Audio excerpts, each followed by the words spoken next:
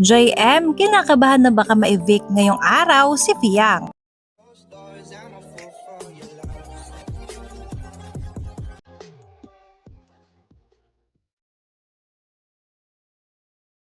Hindi nga maitago mga ka-DJ sa mukha ni JM ang kaba. Lalo na't mamayang gabi na mangyayari ang eviction night kung saan mga ka-DJ nominated nga itong si Fiang. Syempre mga ka-DJ, isa si JM sa pinakamalulungkot if ever na ma-evict itong si Fiang. Kasi mga ka-DJ, siya ang pinakakadikit talaga ni Fiang dyan sa loob ng bahay ni Kuya bukod kay Binsoy. At napapansin nyo naman mga ka-DJ, diba, tila may nabubuo ng relasyon or feelings para sa kanilang dalawa. Dahil mga ka-DJ, iba na kasi yung pagiging clingy nila sa isa't isa.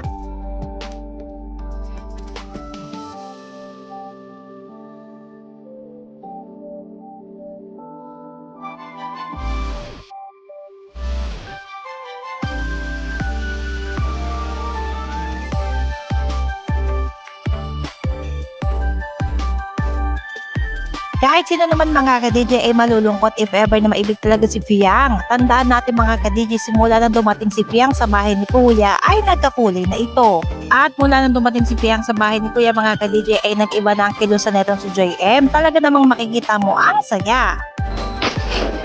Ang arte mo! Can't excuse. Go sit. Yes. This is not right. This is not me. Pangitang session. Obo. Ano yan? Jobit, di mo alam. Gaya nga nila kung yun. Okay, good. Di ko patay na yun.